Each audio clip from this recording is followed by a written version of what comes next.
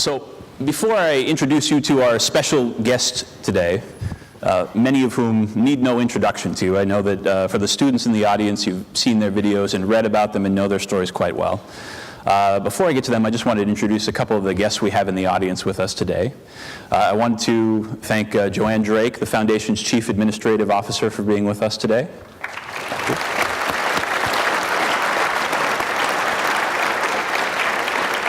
And from the Medal of Honor Foundation Board, Mr. Bruce Brereton and his wife, Joan. Thank you so much for coming out today.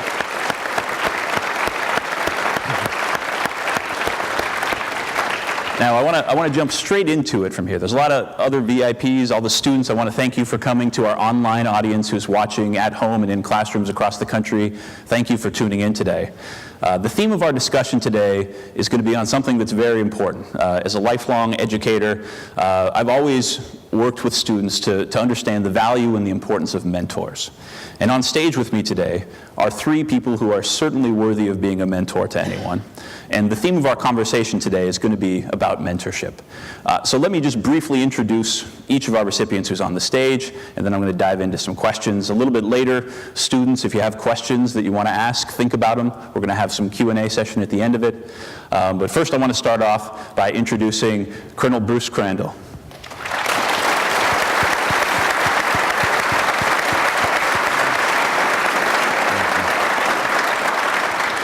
Next on our panel today, we have Staff Sergeant Salvatore Giunta.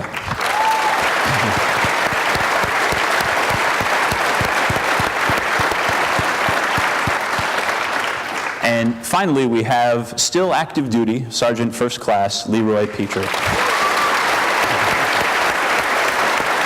For myself, I guess. Now, the Medal of Honor, as everyone in this room knows, is the highest award that can be awarded to someone in the military. Currently, we have only 76 living recipients. Is that correct? That's correct. It is very rare indeed. But you weren't born as a recipient of the Medal of Honor. You didn't grow up as a Medal of Honor recipient. And certainly, it's not a contest. It's not something that if you put in and you get all these things checked off on a resume, you earn it. In fact, I was talking to Bruce last night, and he said that you wake up that morning having no idea what's going to happen to you. So I thought that maybe we could start from the beginning, because we have so many school students here today and watching online, and talk about, most of our country considers the Medal of Honor recipients heroes, and with good reason.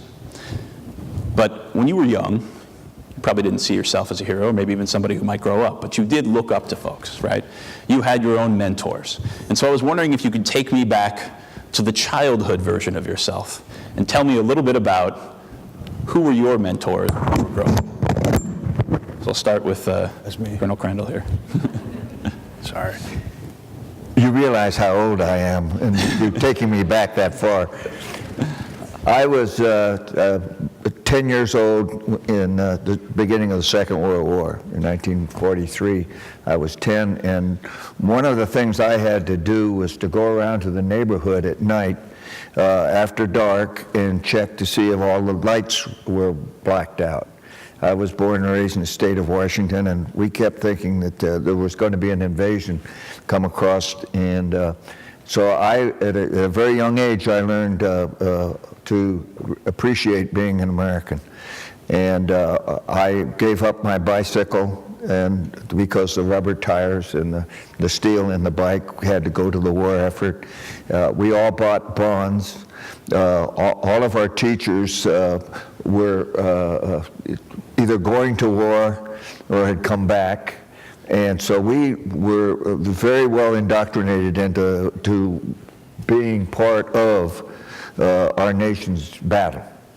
And we haven't had that much since then. We had, I think, 12% of the eligible males went off to war. My dad went off, all my uncles. I lost two distant cousins in the war. So everyone was pitching in. So to me, we had lots of mentors. We had in those time frames. And we were committed to our country. And I feel that still to this day. But it didn't have anything to do with my combat experience. The combat was there was more concern about my people.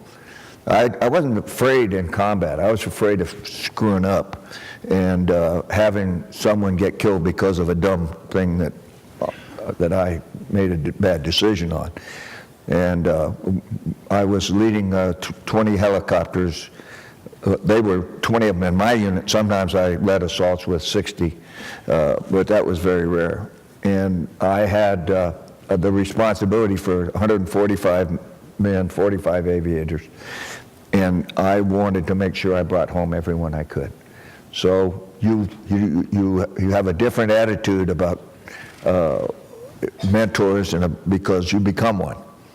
And I love my troops. I felt like everybody on the ground was my troops. And I would have done anything to get guys like this off the battlefield if they were wounded. But I would expect them to donate some money to me, but they didn't.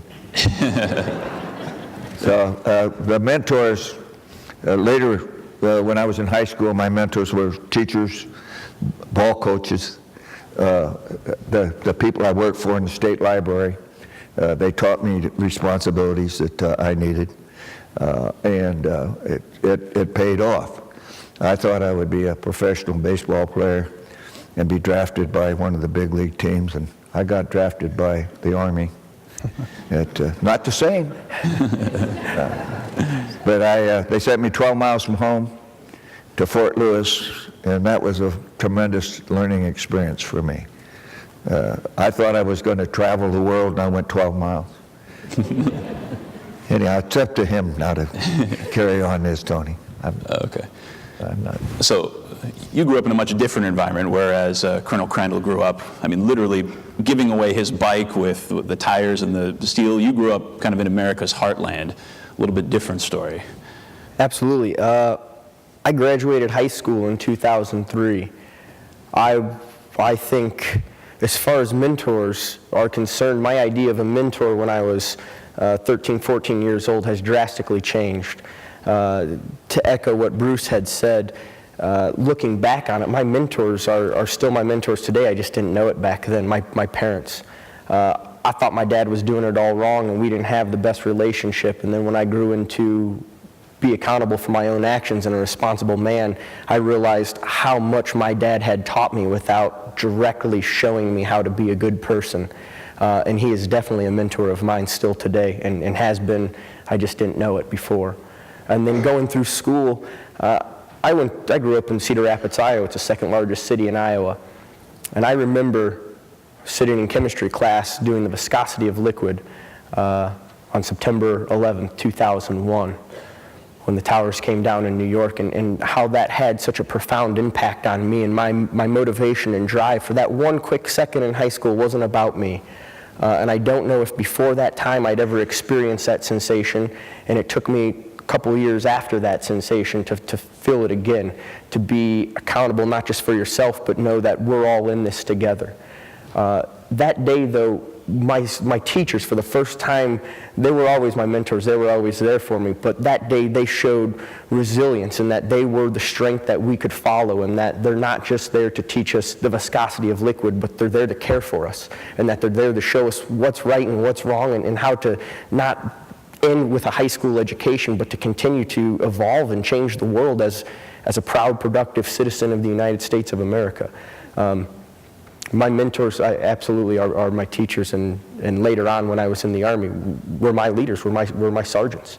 I think that answers the mentor. Do you have a particular teacher who you think back to that really kind of influenced or changed your life in one way?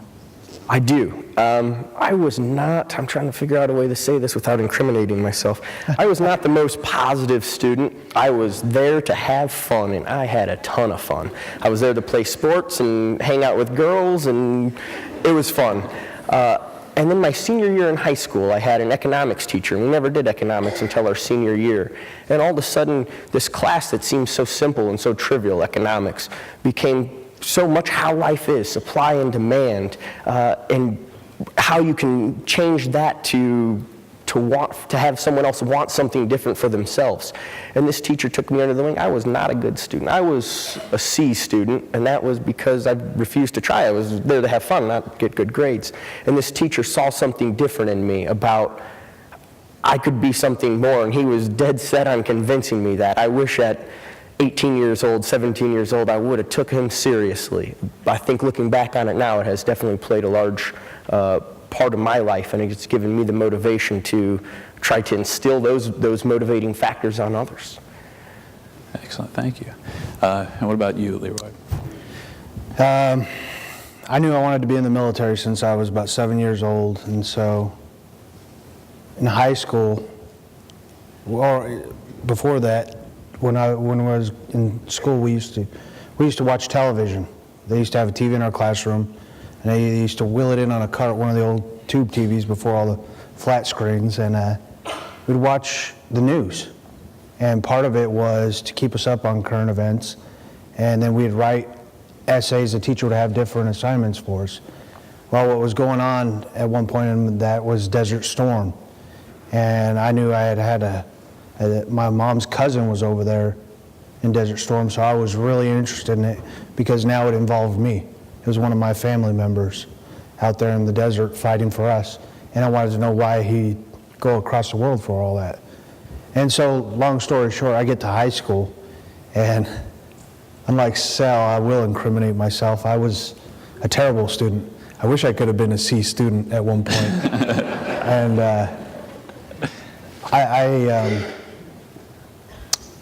I didn't really hang out with the good crowds. I let other people influence me, and there was a point where, just like everybody, before computers and everything, you get home because they used to mail your report card home. There was no emails and stuff, so I'd get home and try to change the letters before my parents got home. And I'm sitting there in the street. The street's empty. I'm looking up and down the road, and I open the letter and I look at it, and it was pretty sad. I had all F's and one D, and the D was in bakery. I'm going, oh crap. And I kind of had to identify with myself right there and say, you know, my goal since I was 7 years old is to join in the Army. I said, they look at this piece of paper and they're going to say, is that the best you could do? And I have nothing to argue with because that's all I had to show. And I said, I don't want this piece of paper with those grades to identify me. I know I can do better. And I did. I actually transferred schools, got away from some of the people I was hanging out with, and I ended up making the honor roll my last year in high school. And the Chamber of Commerce gave me an award for saying I kind of pulled myself up by my bootstraps. But it goes back to the mentors. I don't think there's a specific set of mentors in my life. I think a mentor is anybody that you can gain knowledge from, that is willing to share that with you, or inadvertently. If you learn something that somebody did bad, you at least learn from them, hey, I'm not going to do the same mistake they made. And so gaining that knowledge is probably the best thing. My grandfather was one of my biggest mentors, I guess, growing up. He always tried to fill me with knowledge and show me the right things to do. And sometimes I look back, like Sal said, I wish I would have listened back then when I was younger and took advantage of that. But you try to do your best and for the next generation. And hopefully there's one or two of you that grab on some great key points that they're going to make here today. So it sounds like a little bit of a common theme I'm hearing is that maybe you weren't the most disciplined of kids when you were in high school. Yeah. I know I was actually reading your book recently, and there was a great story about when you worked at Krispy Kreme. Do you want to share that story? Oh man, you went straight to my heart right there. Sorry, I like donuts. Exposure. Well, and what, do you just want me to tell a Krispy Kreme story? Sure. Clean it up. I'm thinking. Okay, when I was growing up, I played sports, wrestled, played football. I was happy to do whatever it was that wasn't involved with homework or school or anything I didn't like. And my junior year of high school, I blew out my knee, and I was put in a straight leg immobilizer, and my wrestling season was over. And my parents they knew that I needed direction, and if I wasn't going to listen to them, they were at least going to give me to something that was in a positive direction. And so if I wasn't going to wrestle, I was going to get a job. And I got a job at Krispy Kreme. It was a donut factory in Iowa. We were pumping out thousands of these little donuts, and they are terrible for you. Let me be the first to say this. I went from 145 pounds, being wiry and excited about life, to weighing 220 pounds in a matter of about 8 months. I told you, I'm easily convinced that things in those donuts were delicious, but they were terrible for you. But that also gave me a drive to change my life around. I knew I didn't want to be this guy that I had become, especially my senior year in high school. And in that, I made the conscious decision to change for myself, and I went from working at Krispy Kreme. This is when the Jared thing at Subway was so big. I figured if Jared can do it at Subway, I'll change jobs. I'll keep a job, but I'll go to Subway. And I went to Subway, and I lightened my pounds up a little bit, and I started working out. And then I went to GNC, trying to better myself through my jobs, considering the jobs usually give you what they have, and Krispy Kreme only has donuts. And then at GNC, I started to lift, and I started to become more physical. And I think that was one of the deciding factors, that I felt like I needed to prove myself in something again. I never wrestled again. My senior year, I didn't play football.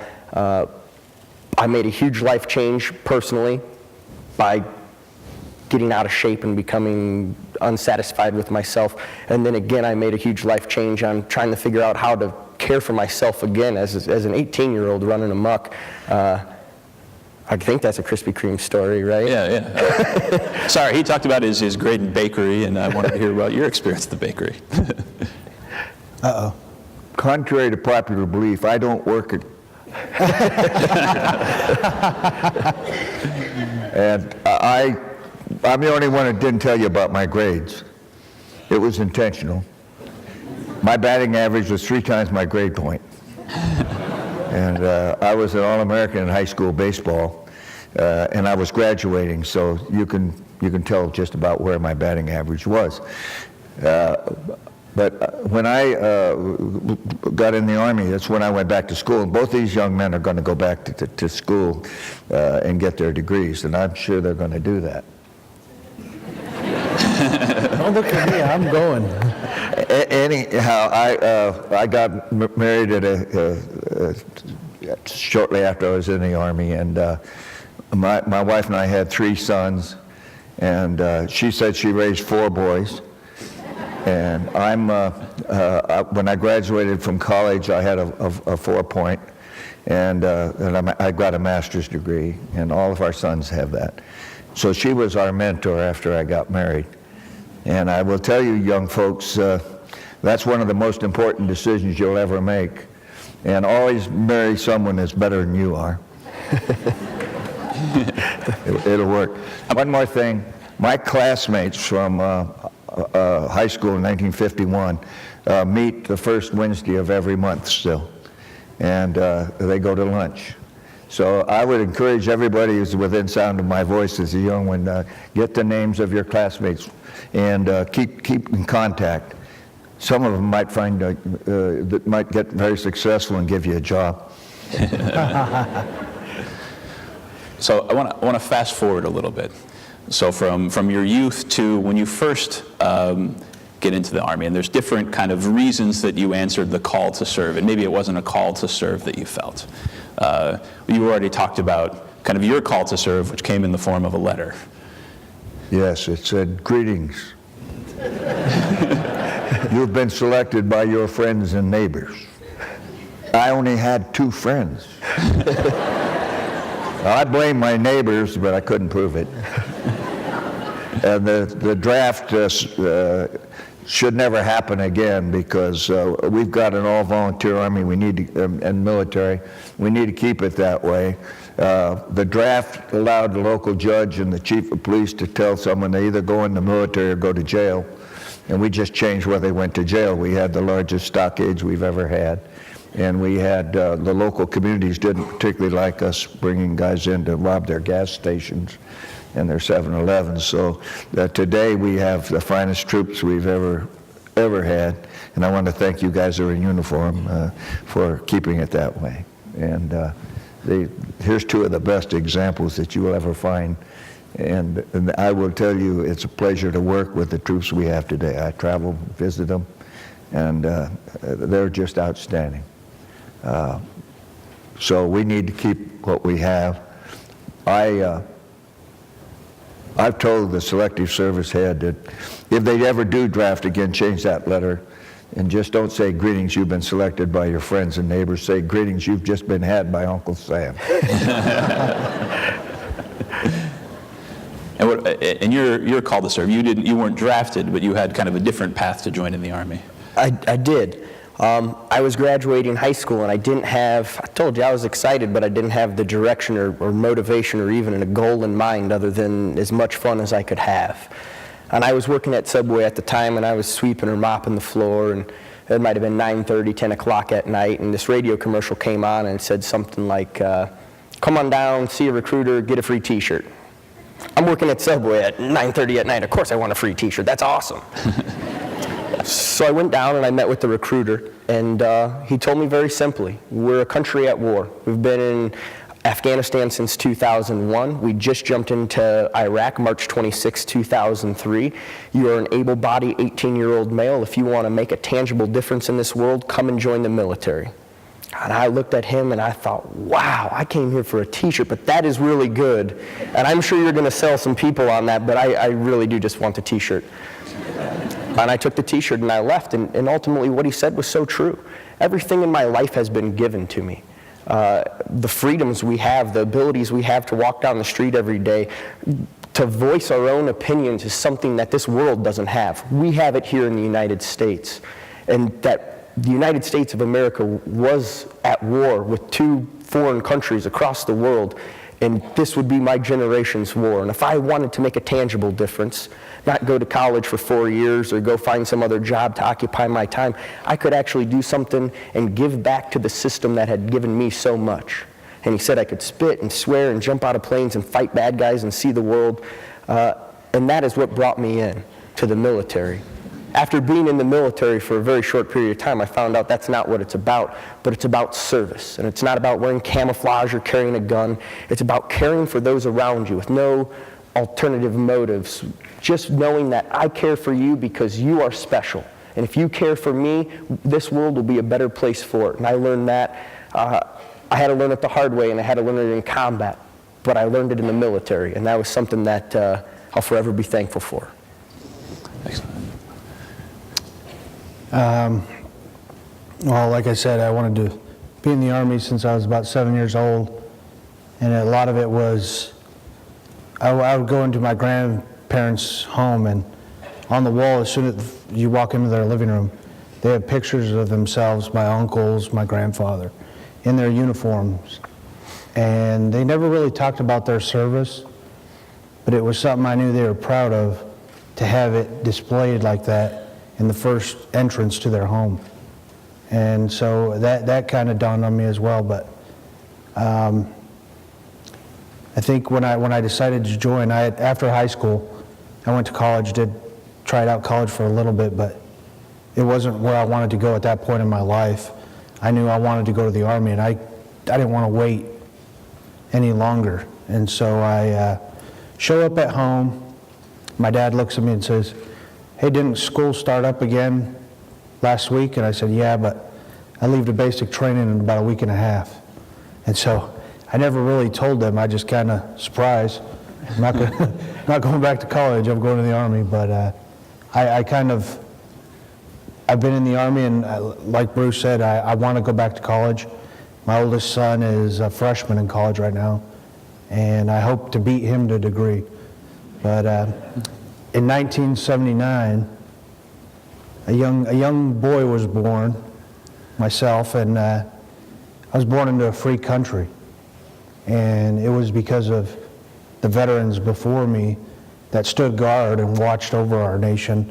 And not only the ones that went to combat, yes, them as well, but the ones that said, "Hey, I'll stand guard of this nation." And that was kind of what made me realize the selfless service of giving up a little bit of your time. It doesn't have to be a career. It can be 2 years, 4 years, just giving back to those that gave before me that had me say, I will. So I heard all three of you have talked about the importance of freedom in your decision. You, as a young boy, were melting down your bicycle to help support the troops. You talked about, how great it was to be in a free country. Now, when you enlist and you go to basic training, there's a very different conception of freedom.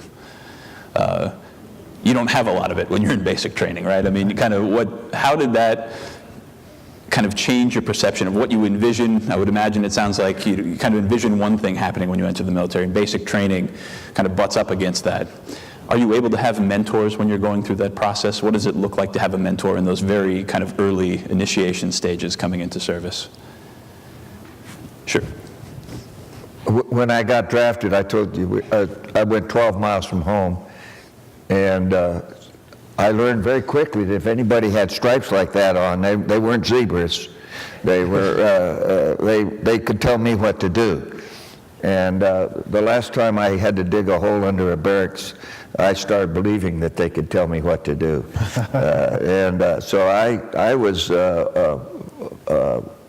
in a unit that the first sergeant and I didn't get along as well as we should. So one day he calls me and my buddy in, and he said that we were too fouled up to be in the Army, and we might make corporal someday, and he didn't want that on his conscience. So he says, you'd make good second lieutenants. And so I filled out a form and got out of that unit. And then I went to leadership school and OCS in the Corps of Engineers and spent 25 years in the Corps. But I was an aviator. But I've always wanted to find that sergeant again, because when I became a battalion commander, I had a whole bunch of second lieutenants, and I understood what he was saying. I want to go back to school one more time, because my favorite teacher was Mrs. Cast, and she told me when I was a sophomore I was educated beyond my intelligence level.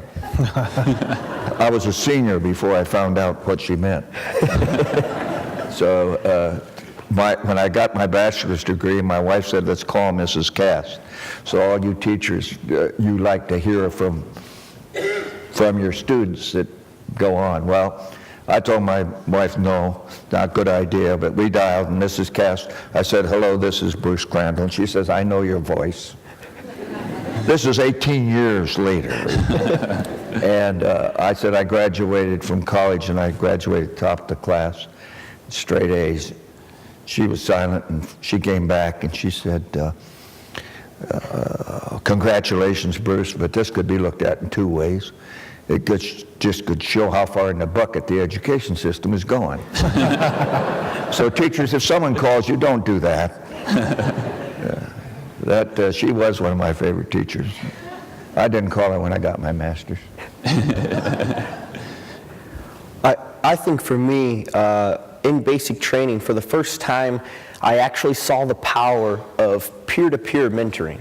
Not someone older or with more experience telling me how I could do it better, but someone on the same exact playing field, essentially a classmate that has is equally invested into the cause as I am, but figuring out to take their good experiences and or bad experiences and to learn from them.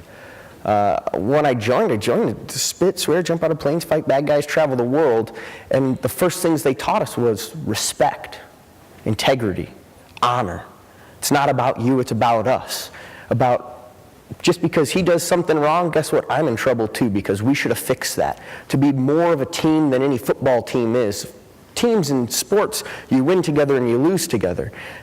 In the military, for the first time, I realized every single thing we do is tied into each other. Winning, losing, mediocrity, whatever it is, we're in this together. And to build these relationships, ultimately friendships of a brotherhood.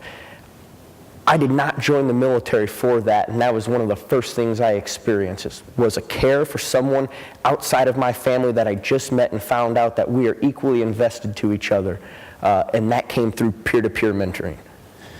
When you think to your time in the service, is there one kind of peer-to-peer mentor that really stands out that you think of as this is somebody who showed me the right way?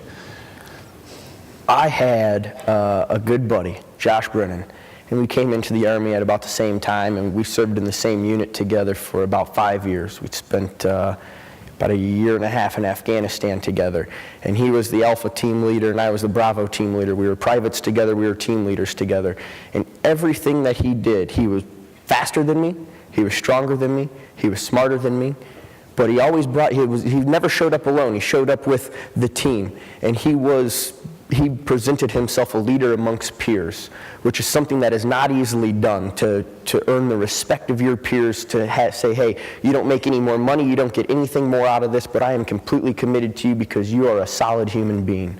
And for me, that was Josh Brennan.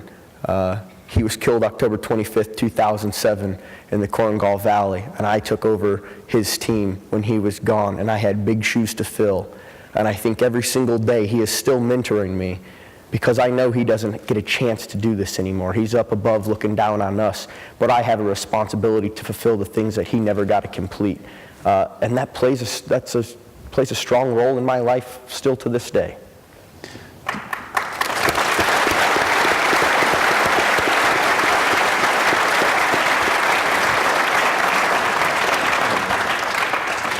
Oh boy. When I enlisted in the military, I knew I wanted to be a Ranger. My cousin was a Ranger, and they were top of the infantry. And they jumped out of planes. They were the direct action guys that got after it, and they were the ones that the nation would call if there was a real crisis. And so when I enlisted, I enlisted with a Ranger contract, knowing I'd get a chance to be a Ranger.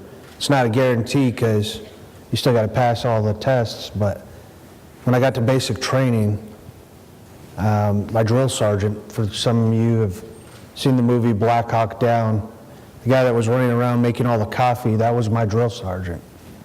And I remember all the other platoons in our company were learning the soldier's creed or the infantry creed, and he pulled us aside and he had about a 4x8 piece of wood on the wall in front of where we formed up every day, and on that he had the Ranger creed. And he said, forget about all these other creeds, that's the only creed you need to know. And if you haven't looked at the Ranger creed, I suggest you look it up and read it, and it kind of instills a way of living that if you look at a lot of the military's creeds, a lot of them have derived from the Ranger creed. And a few years back, it was General Shinseki, I think, that now Secretary of VA, but he had taken the black beret that the Rangers had had for years and said, we're going to give it to the whole Army. So we're all together in this. Of course, some people got upset. I didn't. I was like, it's just a headgear. They could take the headgear, but they can't take who you are. And then we ended up getting a tan beret, but needless to say, it was how you represent yourself that defined who you were, that made the difference. And he was the first one that really showed me that how much that Ranger creed was important to him. I disagreed with the berets because I was in the first cav and we wear Stetsons. I wish I'd give everybody a Stetson. I like Stetsons. Yeah. So I want to fast forward a little bit now. You did that once. I'm fast forwarding again. It's like TiVo, you fast forward a couple times. So you are distinguished through your outstanding service. You learn that you're going to receive the Medal of Honor. You're entering an elite group, an elite fraternity. Now, as you said last night we were chatting, you said you don't wake up in the morning expecting that you're going to receive the Medal of Honor. And actually, between the time of your service and the action that led to it and the time you were actually awarded the Medal of Honor, it took a little while. I was wondering if you could talk a little bit about that, but then once you become one of the Medal of Honor recipients, how do you adjust from being, soldier to Medal of Honor recipient? And who kind of helps welcome you in and takes care of you? My experience was that we were in the Cav. The battle that I got the award from was at the beginning of the major fighting in Vietnam. It was in November '65. They made a movie out of it. It's called We Were Soldiers. And my wingman, Ed Freeman, and I had been friends for 10 years. And if you want to talk about a guy that could be was a great mentor, he was. He'd come out of the ranks in Korea and got a battlefield commission. And he went to flight school, and he was 6'3" or so, and you weren't allowed to be over 6'1". So they called him too tall. And he got through flight school, and he was in the Corps of Engineers. And we had been friends for 10 years before we went to Vietnam. And Ed was the bravest man I've ever known. You don't want to go into combat with somebody braver than you. You can get in all sorts of trouble doing that. Anyhow, Ed was up for the medal at the same time I was in 1999, 98, somewhere. They went back to review people that should have gotten the award but passed away. It didn't get done. And they were primarily concerned about the Second World War and the Tuskegee Airmen, the Japanese Americans, and a few other people. So they picked us up. They picked up Ed first, and he received it in 2001. We both went to the same board, and I had to have mine withdrawn so he would get considered fairly. And then he wouldn't loan it to me. And so I got it 6 years later. And the important thing that happened when you get the medal is you no longer are yourself. Ed actually became a lot friendlier. He quit telling me how he was the best helicopter pilot. He was always second best. And we got to be a lot closer because he was the only one I knew that had it. He passed away about 3 or 4 years ago. But it changes your life because you no longer are responsible for your own conduct. You're responsible to everybody for your conduct. And we wear good conduct medals under our collar. Show them.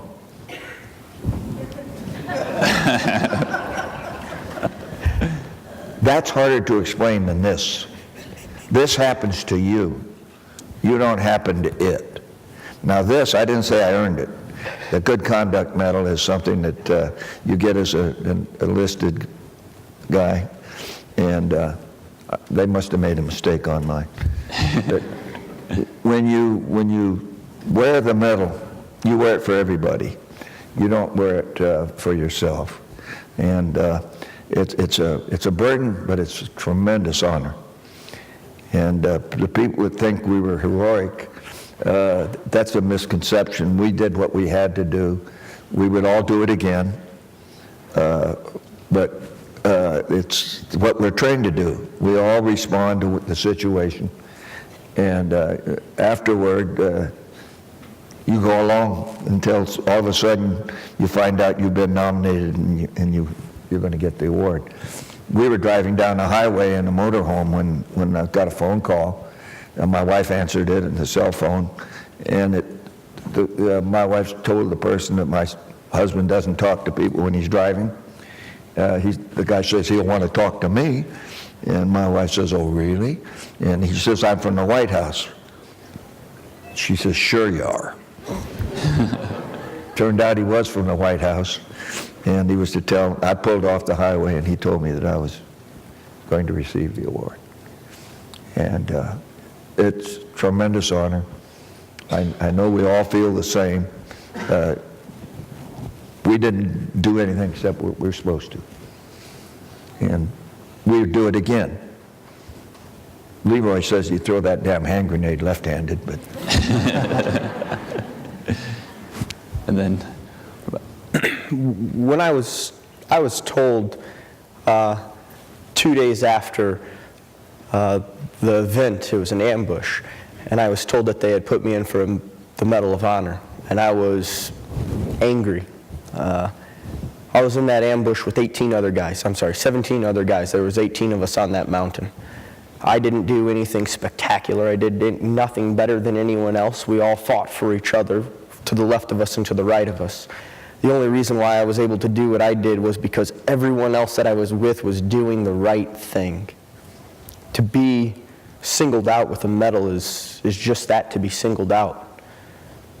3 years later, when I was told that I would receive it, I was sitting at a desk in Vicenza, Italy, and I got a call from a colonel at the Pentagon. And colonels at the Pentagon don't call staff sergeants in Italy, especially at a phone number that no one should know, because I didn't use it.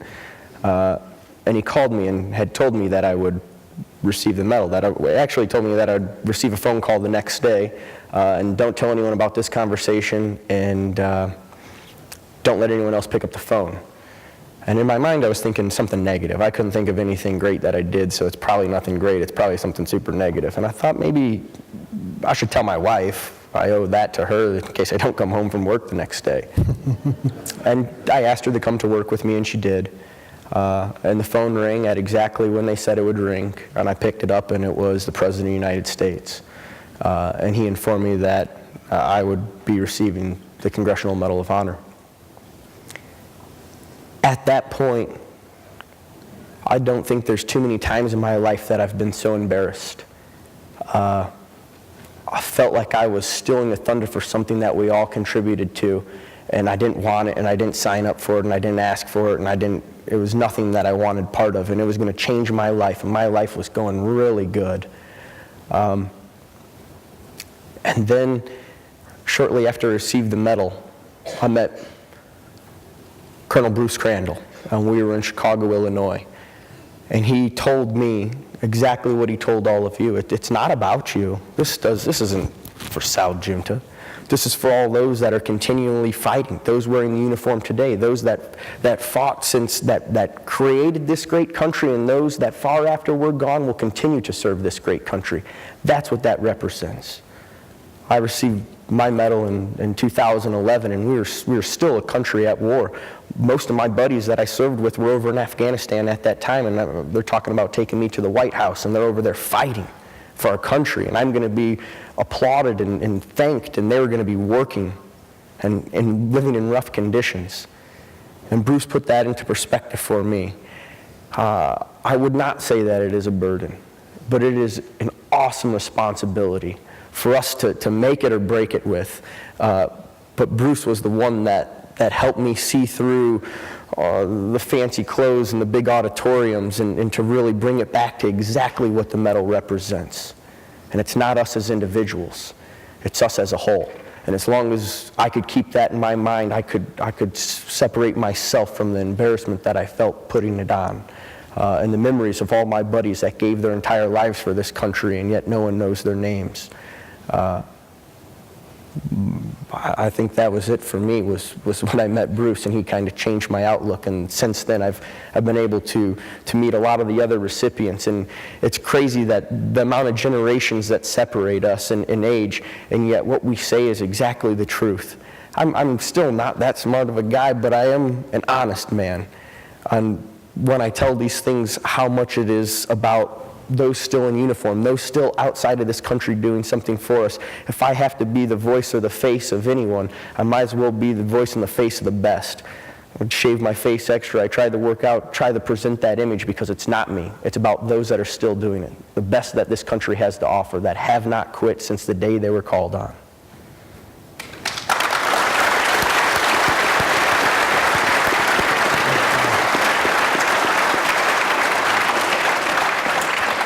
So Bruce kind of came in to play before I received the award as well, after I got the call, and became kind of my mentor as well. But something Sal didn't share with you is Bruce has got his mom's phone number. We all have to answer to The direct someone. link. But now it was just like Sal said. It wasn't about me. In fact, he hear about the medal till about 3 months later, and I was still going through recovery in San Antonio. And there was a little doubt in my mind. At first, they're like, yeah, we put you in for the Medal of Honor. And I was like, okay. And knowing that they hadn't awarded it to a living person since Vietnam at that time, cells hadn't come about. And 2, I'm a Ranger. I'm expected to do above and beyond. And so the doubt went through my mind. In fact, I, for a long time, dismissed it. And I was like, okay, I'm just going to keep living my life like I normally do. In fact, I re-enlisted before the medal. I said, I would get told by other people, hey, I heard it passed this level at CENTCOM or one of our higher commands, and they would track it all the way up, and I was like, I haven't heard anything. To me, it didn't matter if it was still going up. I wanted to keep serving my country the best I could, and I found a job that I loved, helping wounded soldiers, and it was something that I said, if it goes through, I'm going to use it as a tool to help those that need inspiration, to also get the ear of that general, to fix something that's wrong down at the bottom level, but to not use it for myself, to use it for good for all. And like Sal said, it represents all those in uniform and all those who've served before us. And we owe the thanks to them for their sacrifice of lives, time, and to their families. Because it's not only us that serve in uniform, but it's our families that sacrifice right along with us. Thank you.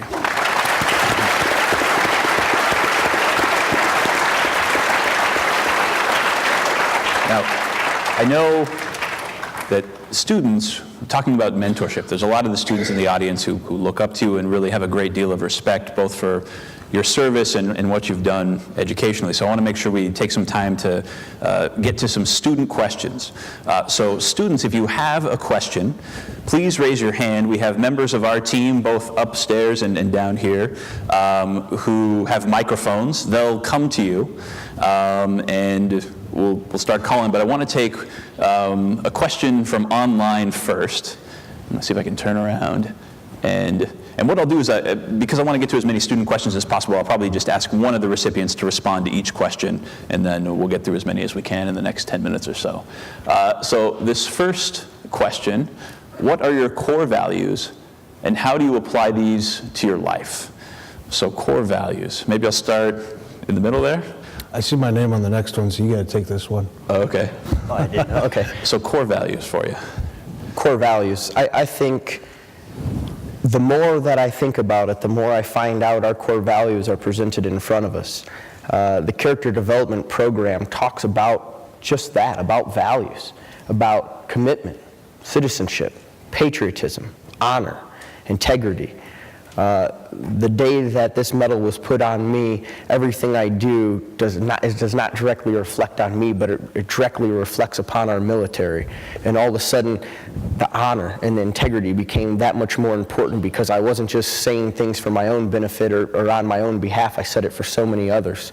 And to be true to the cause, which is those around me. I really do believe for me, integrity is one of those. Once you lose your integrity, it doesn't just come back, and that starts from the day you were born to the day that you die. It only builds on itself. It can be taken away in a heartbeat, but that's your choosing. It's about continually choosing the hard right over the easy wrong, knowing that one is considerably easier than the other, but wrong will always be wrong. Those are I'm a simple man, so those are the credo, I guess, that I live by, is doing the right thing for the right reasons, for the right people, at the right time, which is an ever-changing and never-altering world that we live in. Can be difficult and does consume some of my time, but I do believe at the end it does make me a better person, which allows me to give more than if I did not think about it. So, thank you.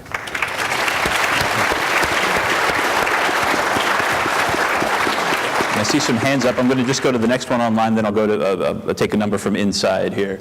But let's see, so Sergeant Petrie, how were you a mentor? So on our panel here today, you're the most recent recipient, but there have been several that have followed you. How have you tried to help mentor those who have come after you? Well, I had a great mentor, and I try to do the same thing he does. And luckily, the two recent ones have been in the Northwest. One's on Fort Lewis with me, and the other one lives in Seattle. So I did the best thing I could. I tried to talk to him on the phone for a few minutes. I said, "You got to meet Bruce Crandall."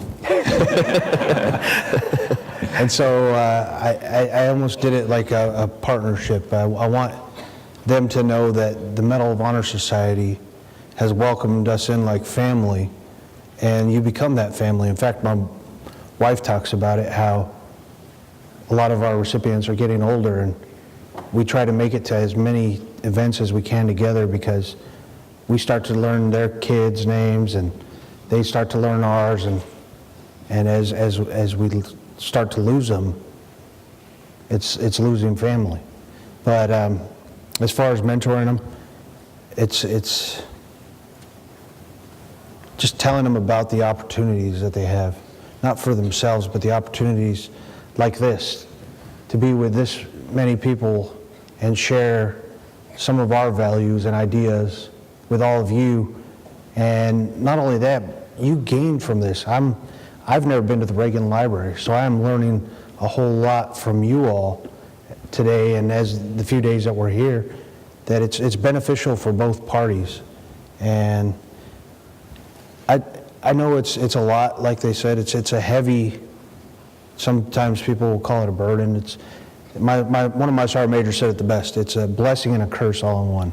Sometimes it's a lot, sometimes it's great, but the medal, I tell a lot of people, gets lighter around my shoulders the more people I share it with.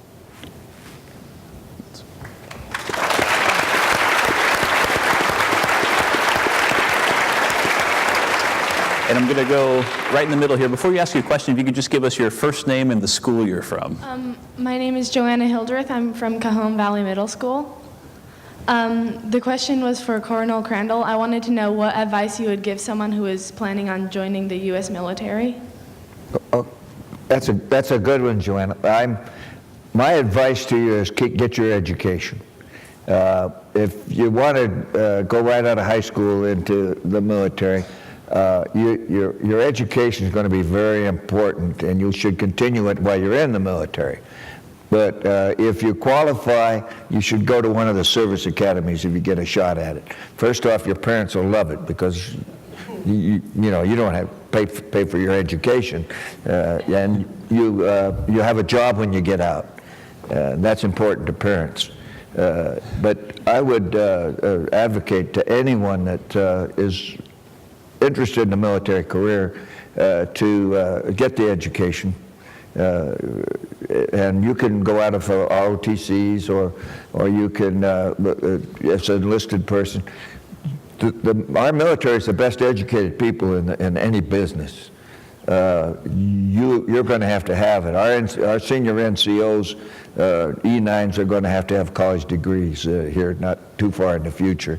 The E8s are going to have associate degrees. So go ahead with getting your education, and then do your military.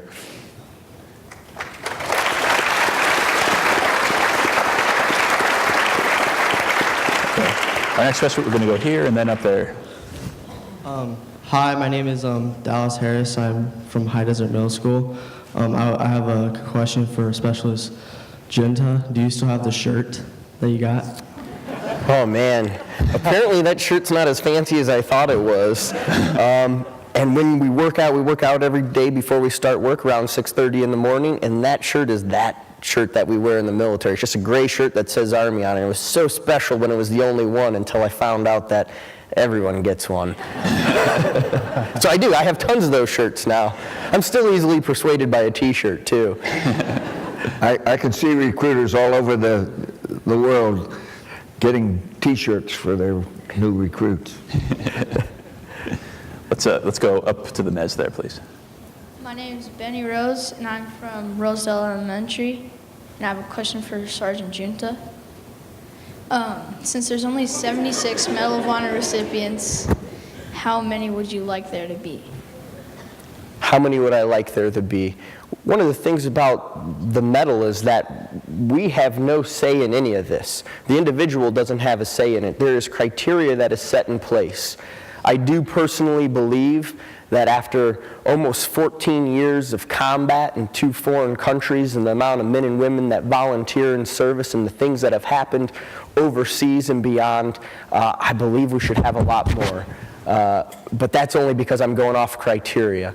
One of the things that Leroy had said was everyone that comes in kind of makes it just a little bit lighter on you, and I believe that to be true, because then we can attack it from multiple sides, and we can not just say, hey, I'm what it looks like, or Bruce is what it looks like, or what Leroy is what a Medal of Honor recipient looks like. We come from all walks of life, all different backgrounds, all different educational levels and family status.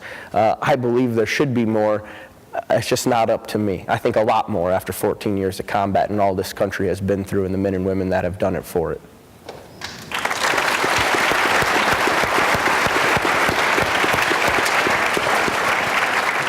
Okay, we have just about enough time, I think, for 2 more questions, so I'll go here and then back there. got one in the middle. Actually, 3. We'll go 3. 1, 2, 3. There we go.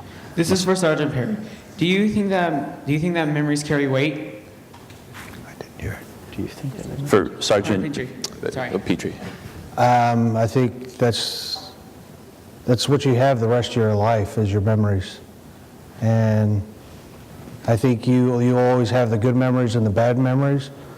And hopefully you work toward making more good memories than you have bad memories. But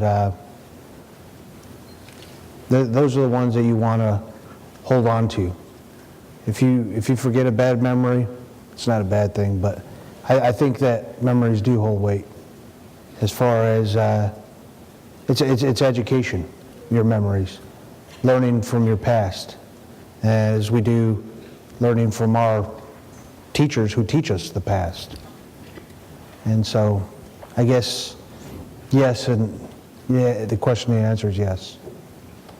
Excellent. I don't know if I answered that right. Is that what you were asking? I'm going to go Question. over here, Scott. My name is Gabriel Salazar from Valor Academy. I was going to ask of how was your first experience in the battlefield? Let's. I'll direct that. Let's go, Sergeant. Colonel Crandall, or Give it to the colonel. Colonel. Your first experience in anything is a first experience. And on the battlefield, you train for what you should be facing, but it's never really what you end up having happen. You have all sorts of side things going on. You got people that get the flu. You got people that step on a nail or do things that don't have a thing to do with combat. Then you've got the fight, and the fighting doesn't take place all the time. The fighting is a byproduct of being on the battlefield. But you have to keep the people housed. You've got to keep them fed. You got to do all of the things that take place back in the States in the military. So the battlefield is just an addition to what we do. I'd like to go back a little bit to a question. Stress is a common thing to all of us. PTS is not a military problem. It is a problem for all of us. Sooner or later, you lose somebody that's in your family. Sooner or later, you have situations that cause stress. And get help. Go to somebody you love and tell them how you feel, and get hugged up. We all have that kind of stress. So don't think it's just the military. It happens to all of us. And you young folks, you get it just the same as we do. As a parent, I put stress on my sons. My wife put it on me, so I got even. But take care of your mental health as much as you do your physical.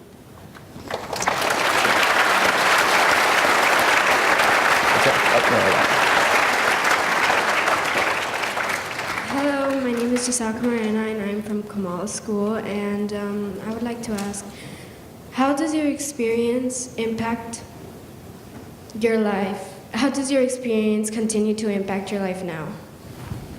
I didn't hear. Oh, so how does your experience continue to impact your life now? Do you have a particular recipient? Is that open? It's your turn. Actually, I took the weight one, but I won't. I'll take this one. They've been great experiences. I've got my second family, which is the Army, and I've made friendships. In fact, a lot of people always ask the question, how did you have the courage to do what you did that day? And I said, I looked at my soldiers as my family and my brothers, my children, as I was a leader. And my job was to take care of them. And I wanted to take care of them. And it's not a common infantry word to be used, but out loud, but it was the love for another soldier, love for another human being, and knowing what we were doing.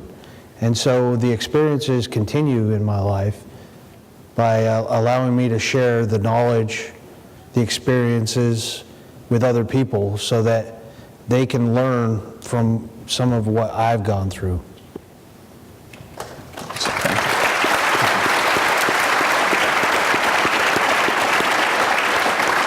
So our time is almost up, and before I wrap up, some of you may be wondering what Colonel Crandall has brought up on stage here with him. Alligator. Want to tell us about your guest? If you notice, I had to ask for questions to be repeated because I have very terrible hearing. And about that, if you young folks get around loud noises and stuff, put hearing blocks in your ears because you'll end up like I am. I don't hear well at all. And he wakes me up in the morning. He answers alarm clocks. He's a service dog. When the phone rings, I don't hear it. He does. And he does the doorbell and the smoke alarms. And Huey also is just great with wounded warriors. And I take him wherever I go. And he's just a wonderful little dog. Having said that, when you're my age, playing second fiddle to a dog is not the best thing. But I love him, and he goes where I go, and he's better behaved than I am. If I put him down and say stick him up, he puts his paws behind his ears. I could never get my boys to do that. But he's a keeper, and he's for my hearing. So say hello.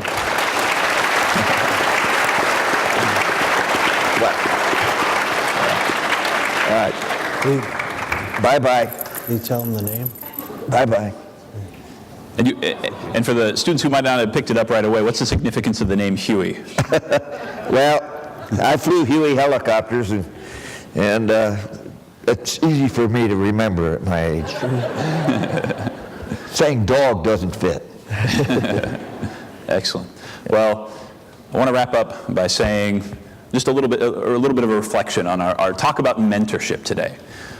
For the teachers who are out there, based on some of the comments I heard today, even though you may not realize it at the time, and even though you may have some of the most difficult students who you think you're not getting through to, it sounds like some of your reflections, that does get through, and you think about it years later and you're thankful. For the students who are out there, when you think about your own mentors, one of the messages I heard today is give your teachers and parents a little bit of a break. Listen to them because they are looking out for what's your best interest. I want to wrap up by saying that President Reagan was a tremendous supporter of our armed forces. And in 1983, he went and spoke to the Congressional Medal of Honor Society.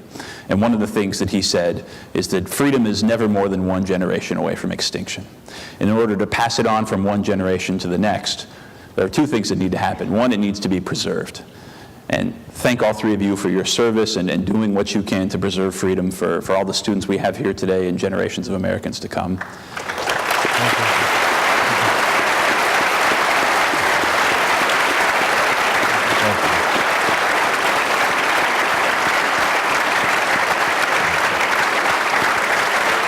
And the second part, and I'll wrap up, is President Reagan said that not only do you need to preserve it, but you need to pass it. And you have served your country twice, both in service and as educators who are sharing your valuable stories. So please join me once again in thanking Colonel Crandall, Staff Sergeant Junta, and Sergeant First Class Cooper.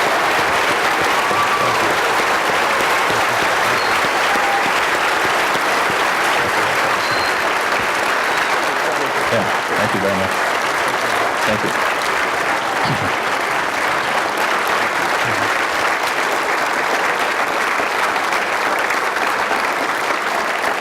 So just a quick logistical note, and I hate to take a kind of a rousing round of applause and turn it into logistics, which is boring, but we have to do it. So I'm going to escort our three recipients. They're going to be up in the museum store signing copies of the beautiful Medal of Honor book. I know that some of you have pre-purchased those. So we're going to ask that all of our students remain seated for just a few minutes while our recipients and their guests and the folks who are going to the bookstore exit and get in line. And then Beth from our team is going to come up and dismiss students to the different parts on the campus. So once again, thank you very much. Have a great day.